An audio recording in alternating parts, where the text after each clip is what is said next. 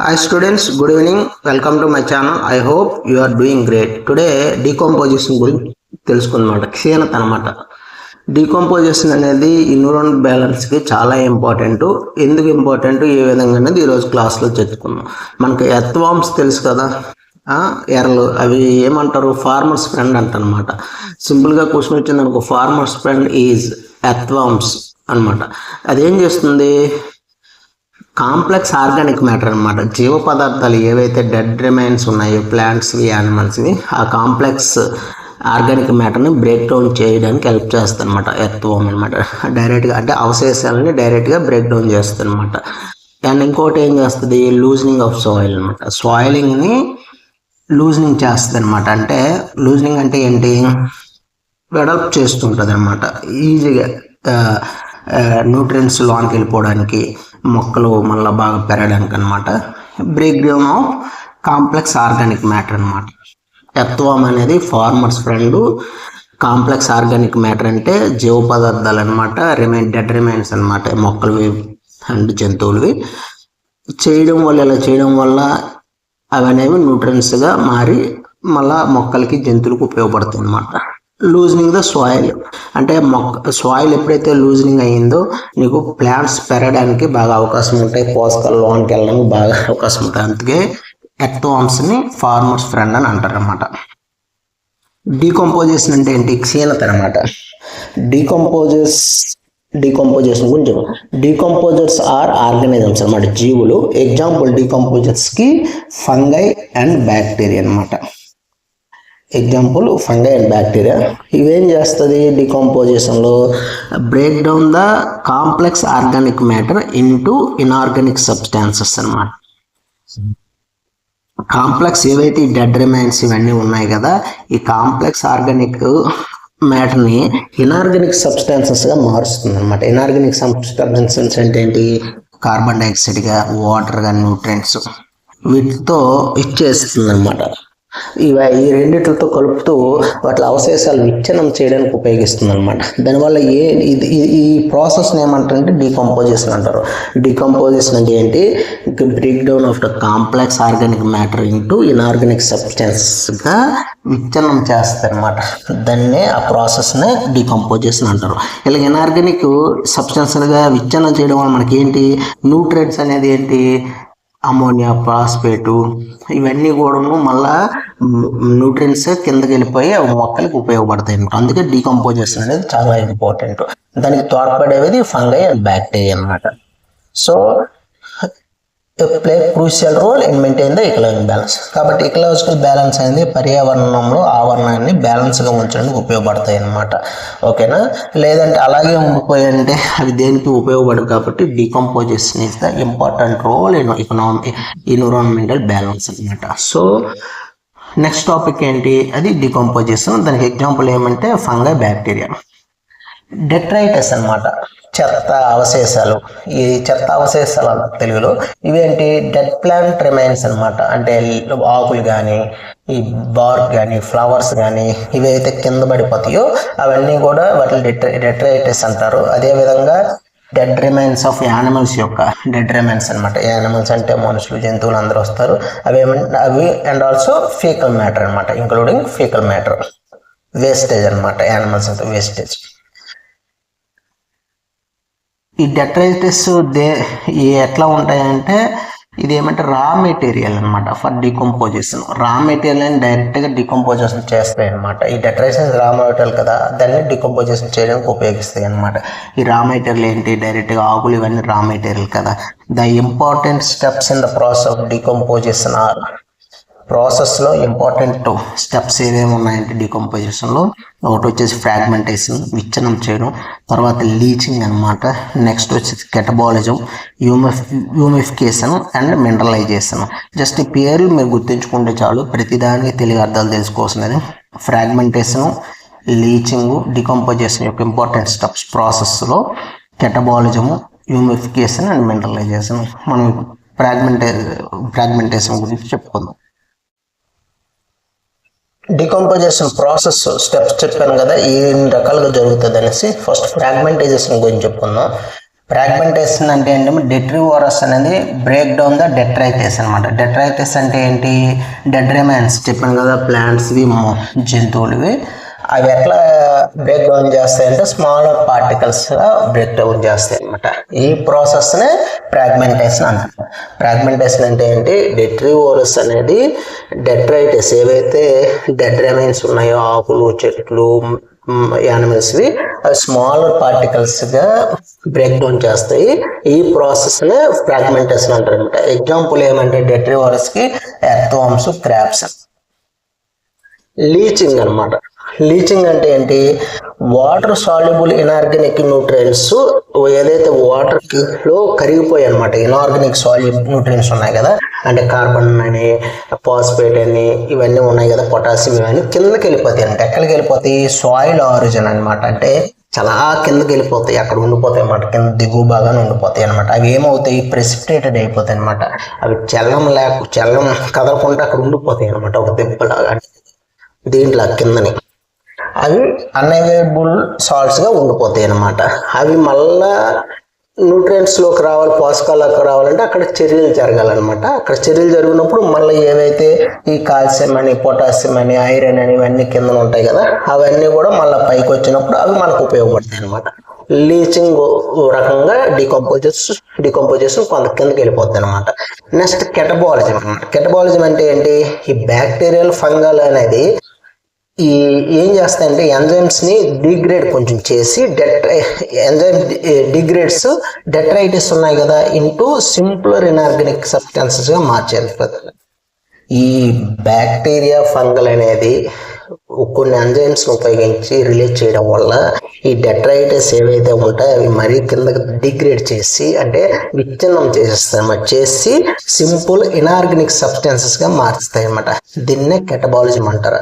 Inorganic సబ్స్టెన్స్గా మార్చడం వల్ల అవి ఏమంటే న్యూట్రియంట్స్గా మళ్ళీ పోషకాలుగా ఉపయోగపడతాయి అన్నమాట.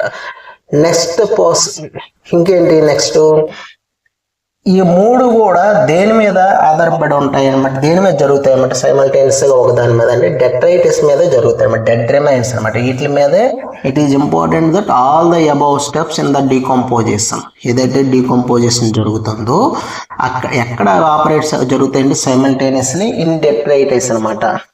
ఎగ్జాంపుల్ ఎలా అడుగుతారంటే డెట్రైటిస్ మీద జరగనివి ఏవి అని అడిగాడు అనుకో, హ్యూమిఫికేషన్ అండ్ మినరలైజేషన్ అనేది డెట్రైటిస్ మీద జరగవు. ఇవి ఎక్కడ జరుగుతాయి? డీకంపోజిషన్ అనేది సాయిల్లో జరుగుతుంది అనమాట, ఇన్ సాయిల్లో. ఓకేనా? రిమైనింగ్ అన్ని డెట్రైటిస్ మీద జరుగుతాయి, డెడ్ రిమైన్స్ మీద జరుగుతాయి. హ్యూమిఫికేషన్ అండ్ మినరలైజేషన్ అక్కడ డ్యూరింగ్ ద డీకంపోజిషన్ జరిగే సమయంలో ఎక్కడంటే సాయిల్లో జరుగుతుంది అనమాట. నెక్స్ట్ హ్యూమిఫికేషన్ గురించి చెప్పు. ఇదేంటి? Leads to accumulation of dark coloured amorphous substance called humus అనమాట. హ్యూమిఫికేషన్ అనేది ఒక దగ్గర పోగు పడిపోతుంది అనమాట. మొత్తం రిమైనింగ్ ఇవన్నీ ఏవైతే ఉంటాయో మినరల్ ఇవన్నీ, అంటే రిమైనింగ్ ఏవైతే డీకంపోజిషన్గా ఉంటాయి కదా, మానవుల అవశేషాలు కానీ మొక్కలు అవన్నీ, అవి ఏమంటే ఒక huge coloured, dark coloured substances పదార్థంగా ఉండిపోతుంది అనమాట. రిమైనింగ్ అవన్నీ ఈ మూడు దాన్ని హ్యూమస్ అంటారు. అది ఏంటంటే highly resistant to the microbial action అనమాట. మైక్రోబియల్ యాక్షన్ జరగకుండా అడ్డుకుంటుంది అనమాట ఆ హ్యూమస్ అనేది. సో ఇదేమంటే కాబట్టి ఇక్కడ ఏమవుతుంది అంటే డీకంపోజిషన్ అనేది చాలా స్లోగా జరుగుతుంది అనమాట. ఎందుకంటే ఇది ఒక మొత్తం ఒక పోగుగా ఏర్పడిపోతుంది కాబట్టి డార్క్ కలర్గా దాన్ని మైక్రోబియల్ ఏవైతే ఉన్నాయో ఇవన్నీ బ్యాక్టీరియా, ఫంగస్ ఇవన్నీ దాన్ని విచ్ఛిన్నం చేయడానికి, డీకంపోజిషన్ చేయడానికి చాలా టైం తీసుకుంటుంది అనమాట. సో అవి రెసిస్టెన్స్ చేస్తాయి అనమాట. సో ఇక్కడ ఏమంటే డీకంపోజిషన్ అనేది చాలా తక్కువగా జరుగుతుంది, స్లో రేట్ అనమాట. Being colloidal in nature, it serves as a reservoirs of nutrients అనమాట. ఎందుకంటే ఇవన్నీ ఒకదానితో ఒకటి పరస్పర మిశ్రమంగా ఉండడం వల్ల, ఇవన్నీ పోషకాలు ఒక దగ్గర ఉండడం వల్ల అవి న్యూట్రియంట్స్కి రిజర్వాయర్ అనమాట. హ్యూమిఫికేషన్ అండ్ వచ్చేసి ఈ మినరలైజేషన్. సో అక్కడ ఎందుకంటే డీకంపోజిషన్ తక్కువగా జరుగుతాయి కాబట్టి న్యూట్రియంట్స్ బయటికి రిలీజ్ అవ్వడానికి చాలా ఎక్కువ సమయం పడుతుంది అనమాట. మినరలైజేషన్ అనమాట. డార్క్ కలర్డ్ అమార్ఫస్ సబ్స్టాన్సెస్ అనేది హ్యూమస్ ఉంది కదా, ఇది ఫర్దర్గా డిగ్రేడ్ అవుతుంది అనమాట, ఇంకా తగ్గించిపోతుంటుంది లేదంటే క్షీణించిపోతుంది బై సమ్ మైక్రోబ్స్ అనమాట. ఇది దానివల్ల ఏమవుతుందంటే ఇన్ఆర్గానిక్ న్యూట్రియన్స్ అనేది ఏర్పడతాయి అనమాట, release inorganic nutrients. So decomposition అంతా కూడా ఆర్గానిక్ మెటీరియల్, ఇన్ఆర్గానిక్ న్యూట్రియన్స్ మాత్రమే ఏర్పడేది వస్తాయి. దాని యొక్క ప్రాసెస్లో లాస్ట్ది మినరలైజేషన్ అనమాట. హ్యూమస్ అనేది ఫర్దర్గా డిగ్రేడ్ అయ్యి సమ్ మైక్రోబ్స్ వల్ల ఇన్ఆర్గానిక్ న్యూట్రియన్స్ అనేది ఇంకా కొంచెం రిలీజ్ అవుతాయి అనమాట. ఇంకా ఇవి మంచి స్టేజ్లో న్యూట్రియన్స్గా ఉంటాయి మినరలైజేషన్ స్టేజ్లో. సో ఇవి అనేది మళ్ళీ సాయిల్లో న్యూట్రియన్స్గా ఉండి మళ్ళీ మొక్కలకి జంతువులకు ఉపయోగపడతాయి అనమాట. ఇది డీకంపోజిషన్ ఆఫ్ స్టెప్స్ అనమాట. నెక్స్ట్ డీకంపోజిషన్ ప్రాసెస్ ఏ విధంగా జరుగుతుంది, ఆక్సిజన్ ఉన్నప్పుడు ఆక్సిజన్ లేనప్పుడు అంటే ఆక్సిజన్ రిక్వైరింగ్ అనేది చాలా ఇంపార్టెంట్ అనమాట డీకంపోజిషన్ ప్రాసెస్ జరగడానికి. సో ఈ ఆక్సిజన్ రిక్వైరింగ్ స్టేషన్ అంటే ఏంటంటే లేకపోతే డీకంపోజిషన్ అనేది స్లోగా జరుగుతుంది అనమాట.